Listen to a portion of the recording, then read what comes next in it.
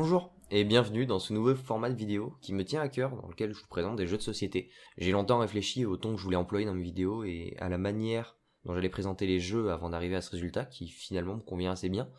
Donc j'espère qu'il vous plaira, et si vous avez des suggestions, n'hésitez pas, l'espace commentaire est fait pour ça, et le concept n'est pas totalement immuable. Petit disclaimer tout de même, le contenu de ces vidéos est seulement le fruit de mon analyse et de mon avis sur les jeux présentés, et n'est absolument pas à prendre pour argent comptant. Je vous invite à tester ces jeux par vous-même et à vous forger votre propre opinion. Bref, sur ce, je vous laisse et bonne vidéo. Installé confortablement aux côtés de Cluedo, Monopoly, Jungle Speed ou encore Mastermind, vous n'avez pas encore fini d'entendre parler de Les Aventuriers du Rail. Depuis sa sortie, ce jeu qui a su se placer comme un incontournable des jeux de stratégie familiaux s'est vu attribuer les prix les plus prestigieux du monde du jeu de société. Les Aventuriers du Rail, de son nom original Ticket to Ride, a été imaginé durant l'été 2003 par Alan Richard Moon. La veille, il avait testé un prototype de jeu sur le thème des voies ferrées nommé Thunder on the Tracks, expérience qui selon lui ne s'est pas très bien passée. Il essayait alors de réfléchir à comment améliorer ce jeu lors de sa promenade matinale quand une idée lui vint à l'esprit. Idée qui germera tout au long de sa balade et se transformera moins d'un an plus tard en le succès planétaire que nous connaissons aujourd'hui. Ce qui est assez fou avec ce jeu, c'est qu'entre le premier prototype et la version originale de 2004, il n'y a pas une si grande différence. Il s'est avéré que le jeu pensé par Alan fonctionnait bien et que très peu de modifications ont dû être apportées à la suite de son idée. Le premier éditeur à qui Alan a présenté son jeu est Days of Wonder. Deux des fondateurs de cette maison d'édition, Eric Hotmont et Mark Kaufman, ont accepté de jouer une partie avec lui afin de tester le jeu. Partie qui restera inachevée car un des joueurs, ami d'Alan, devait partir. Mais le jeu avait tellement attisé la curiosité des deux éditeurs que cette fin prématurée leur laissa un sentiment de déception. Sentiment qui les poussa par la suite à demander s'ils pouvaient garder le prototype pour le tester avec le reste du staff. Moins de 2 semaines plus tard, Eric rappela Alan pour lui annoncer qu'il souhaitait publier le jeu. Le reste de l'histoire, vous la connaissez, Days of Wonder publie le jeu, les ventes explosent et les récompenses s'enchaînent. C'est plus de 300 000 exemplaires qui ont été écoulés lors de la première année. Pour vous faire un ordre d'idée, 180 000 copies de Jungle Speed, un autre jeu à succès, ont été vendues la première année, et la plupart des nouveaux jeux ne dépassent pas les 10 000 ventes annuelles. Mention spéciale aux illustrateurs des différentes versions sorties, sur lesquelles je n'ai trouvé que très peu d'informations concernant le jeu au cours de mes recherches. Cyril Dojean et Julien Delval, deux excellents artistes ayant collaboré de nombreuses fois avec Days of Wonder. On leur doit notamment les illustrations de Citadel, Mémoire 44 ou encore Small World. Maintenant que vous en connaissez un peu plus sur ses origines, attardons-nous un peu plus sur le jeu en lui-même. Les Aventuriers du Rail est un jeu compétitif dans lequel chaque joueur incarne un investisseur souhaitant bâtir le meilleur réseau ferroviaire. Le but du jeu est ainsi très simple, chaque joueur devra accumuler un maximum de points de victoire afin de remporter la partie. Pour cela, vous vous retrouverez face à une carte avec plusieurs villes reliées entre elles par des voies sur lesquelles vous devrez construire votre réseau ferroviaire à l'aide de cartes wagons de certaines couleurs. Chaque joueur aura également en sa possession des cartes destination, indiquant 2 villes à relier, ainsi que 45 wagons en plastique qui serviront à relier les villes sur le plateau. Il existe 3 manières d'accumuler des points. La première consiste à s'emparer d'une route entre 2 villes. Dans ce cas-là, le joueur gagne des points dépendamment de la taille de la route construite. La deuxième manière est de relier par une route continue les 2 villes d'une destination indiquées sur les cartes destination que vous aurez piochées précédemment. Et la dernière qui est de réaliser le chemin le plus long. Vous l'aurez compris, pour remporter la partie, vous allez devoir créer votre réseau ferroviaire tout en respectant certaines contraintes. A votre tour, vous aurez le choix entre 3 actions différentes. Votre première option est de prendre 2 cartes wagons. Vous pouvez alors choisir une carte parmi les 5 placées face visible sur la table, ou alors, si aucune ne vous intéresse, en prendre une sur le dessus de la pioche. Si vous prenez une carte visible, vous la remplacez immédiatement par une autre sur le dessus de la pioche, de manière à ce qu'il y ait toujours 5 cartes visibles. Vous pouvez ensuite sélectionner votre deuxième carte wagon de la même manière que la première. Parmi les cartes wagons, il existe des cartes locomotives. Celles-ci sont multicolores et peuvent remplacer n'importe quelle couleur lors de la prise de possession d'une route. Cependant, si vous la prenez parmi les cartes visibles, elle compte comme 2 cartes. Vous ne pourrez alors pas en prendre une autre. Votre deuxième option est de construire une route. A l'aide des cartes wagons précédemment accumulées, vous allez pouvoir construire des routes reliant 2 villes entre elles. Pour cela, il vous faudra autant de cartes wagons de la couleur correspondante qu'il n'y a de petits rectangles reliant les 2 villes. Ainsi, pour relier Miami et Atlanta, vous aurez besoin de 5 cartes wagons bleus. Vous placerez alors autant de wagons en plastique qu'il y a d'espace constituant la route. Une fois qu'un joueur s'est emparé d'une route, elle devient sa propriété exclusive et aucun autre joueur ne peut revendiquer sa possession ou son utilisation. Il existe également des rectangles gris que vous pourrez quant à eux relier avec les wagons que vous souhaitez du moment qu'ils ont tous la même couleur. Il existe des villes reliées entre elles par des routes doubles, c'est le cas par exemple de Seattle et Portland. Un même joueur ne peut pas avoir deux routes reliant deux mêmes villes. Et enfin, vous pourrez prendre des cartes destination supplémentaires. Ces cartes indiquent deux villes qu'il faudra relier via une route continue, avec uniquement vos wagons, avant la fin de la partie. Si vous réussissez, vous marquez le nombre de points marqués sur la carte. Sinon, vous perdez ce montant de points. Si vous choisissez d'en prendre, vous en piochez 3 sur le dessus de la pile et devez en conserver au moins l'une d'entre elles, mais vous avez le droit d'en garder 2 ou même 3. Les cartes destination sont gardées secrètes jusqu'à la fin de la partie. Elles ne seront rendues publiques que lors du calcul des scores. La partie se termine lorsque la réserve de wagons en plastique d'un joueur est de 0, 1 ou 2. À ce moment, tout le monde joue une dernière fois, puis le jeu s'arrête. Vous pouvez enfin passer au comptage des points. Pour cela, rien de compliqué, chaque route que vous avez construite vous rapportera un certain nombre de points en fonction du nombre de wagons dont elle est composée. Ainsi, les routes de 2 wagons vous rapportent 2 points, 3 wagons 4 points, 4 wagons 7 points, et ainsi de suite. À cela, ajoutez ou soustrayez les points inscrits sur vos cartes destination jusqu'à leur garder secrète. Par exemple, si vous avez réussi la destination de gauche et raté celle de droite, vous gagnez 20-8, soit 12 points. Enfin, un bonus de 10 points est attribué à la personne ayant formé la plus longue voie ferrée en continu. Ce qui est vraiment bien dans ce jeu, c'est que malgré des règles très simples, il offre de multiples possibilités de réflexion.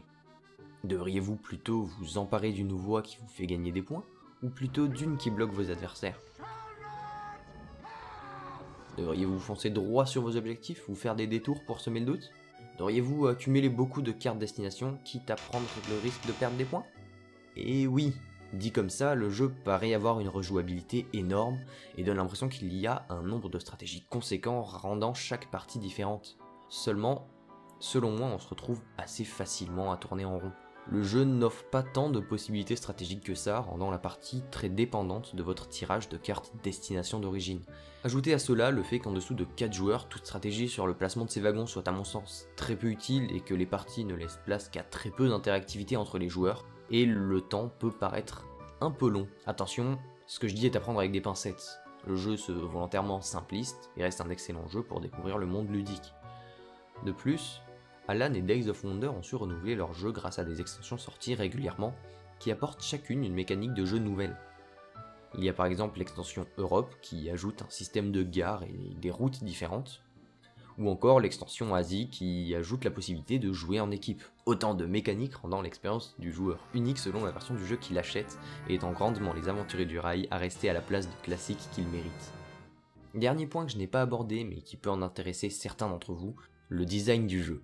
Il est joli, le matériel est d'une qualité particulièrement soignée, les cartes ne s'abîment pas au bout de 3 parties et ça, c'est vraiment agréable. Avant de conclure, j'aimerais vous apporter un regard différent sur le jeu, afin d'étoffer mon point de vue et permettre de vous donner un retour plus large. C'est pour ça que j'ai fait appel à des gens ayant un niveau d'expérience dans le monde ludique différent du mien, qui vont également vous donner leur point de vue. Alors maintenant, place au comité ludique. Les aventuriers du rail. Alors, c'est un jeu facile à comprendre, hein, les règles sont bien expliquées. Voilà, moi j'ai bien aimé le côté où il fallait coloniser le rail petit à petit. Par contre, j'ai trouvé les parties un peu longues, mais c'était quand même un jeu plaisant. Alors moi je suis plutôt novice dans les jeux de société, et particulièrement les aventuriers du rail, puisqu'à ce jour je n'y ai joué qu'une seule fois. Donc j'étais la seule de la partie à ne pas connaître le jeu, et la chose bien dont je me souviens, c'est que une fois expliqué, les règles sont plutôt simples à comprendre et accessibles, et je me suis vite prise au jeu. En plus sur 4 joueurs, j'avais réussi à arriver 2ème du classement, ce qui n'est pas négligeable. Et c'est plutôt plaisant dans un jeu que le haut du classement soit accessible à quelqu'un qui le découvre tout juste, même s'il est face à des gens qui, eux, à contrario, le connaissent bien. Donc le système de points du jeu est cool, puisque finalement, en fin de partie, on a un classement entre les joueurs, et non un gagnant contre tous les autres perdants. Donc je me souviens que c'était vraiment une bonne expérience ferroviaire. Céline et Lorraine ont toutes les deux apprécié la simplicité des règles.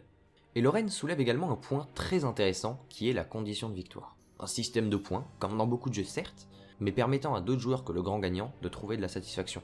Grâce au classement, elle a pris du plaisir à finir deuxième et ainsi mieux classée que quelqu'un qu'elle considérait comme étant meilleur qu'elle alors qu'elle jouait sa première partie, quand, dans un jeu sans classement, elle aurait simplement fait partie des perdants.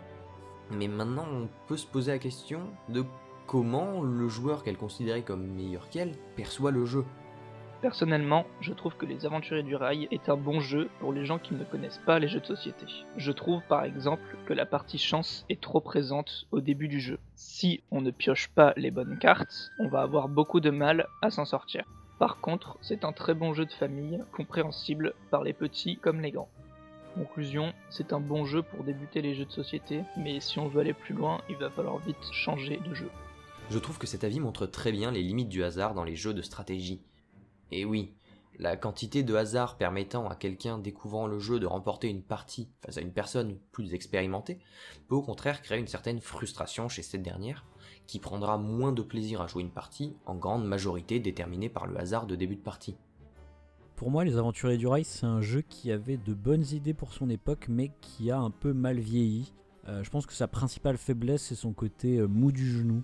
Parce qu'il faut plusieurs tours de jeu pour pouvoir construire une connexion, et du coup j'ai un peu le sentiment de ne vraiment faire des choix qu'un tour sur 4. Donc le reste du temps je fais que exécuter ce que j'avais prévu les autres tours, quoi. Néanmoins je respecte son statut de grand classique, en particulier parce qu'il a su simplifier grandement un genre qui jusque-là était très complexe dans le milieu du jeu de société, à savoir le jeu de train. Voilà, donc pour moi c'est un grand classique, mais je m'amuse pas énormément, d'autant plus qu'aujourd'hui il y a beaucoup de ce qu'on appelle des gateway games, donc des jeux passerelles qui sont un peu dans le même style que Les Aventuriers du Rail en termes de complexité, de difficulté, donc je peux retrouver ce sentiment très facilement dans d'autres jeux, quoi. Quand on évoque les jeux de société, les noms qui reviennent le plus souvent sont le Monopoly, le Milborn, la Bonne Paye ou encore Risk, mais beaucoup moins des jeux plus complexes, je pense notamment à Barrage ou Gloomhaven, deux jeux exceptionnels mais réservés à un public beaucoup plus expérimenté. Et pendant ce temps-là, entre ces deux types de jeux diamétralement opposés, il y a des titres un peu plus complexes tout en restant parfaitement accessibles à tout le monde. Et c'est à cette frontière que se situent Les Aventuriers du Rail. Bref, écoulé à plus de 3 millions d'exemplaires 10 ans après sa sortie, plus de 7 millions à l'heure où je vous parle, ayant remporté les récompenses les plus prestigieuses comme le Spiel des Jahres 2004, l'Origin Award la même année ou encore l'As d'Or 2005, on ne compte plus les records battus par ce jeu qui n'a définitivement plus rien à prouver et mérite amplement sa place dans une ludothèque. Grâce à des règles extrêmement accessibles et une mécanique de jeu fonctionnant bien et révolutionnant les jeux de train, de nombreux joueurs ont su trouver leur bonheur dans ce jeu, et ce, malgré des parties pouvant traîner en longueur. Et bien en fait tout ça c'est parce que ce jeu cible un public très large. Que vous souhaitiez faire découvrir l'univers des jeux de société à un ami, ou que vous soyez novice et souhaitiez découvrir les jeux du genre, et ben vous êtes au bon endroit parce que ce jeu le fait très bien. Et c'est de là que Les Aventuriers du Rail tirent sa force. Si vous entendez ces mots, c'est que vous êtes arrivé au bout de cette vidéo. Un grand merci à toutes les personnes qui ont accepté de donner de leur temps et de leur voix pour m'aider à parfaire cette vidéo. Donc merci à Céline, à Lorraine, à Basile et à Le Pionfesseur. Merci à vous d'avoir suivi cette vidéo jusqu'au bout. Si elle vous a plu, n'hésitez pas à vous abonner, et si vous avez des suggestions à me faire, je le rappelle, les commentaires sont là pour ça. Je suis également certains soirs en live sur Twitch, alors si vous souhaitez venir discuter avec moi dans le chat, vous m'en verriez ravi.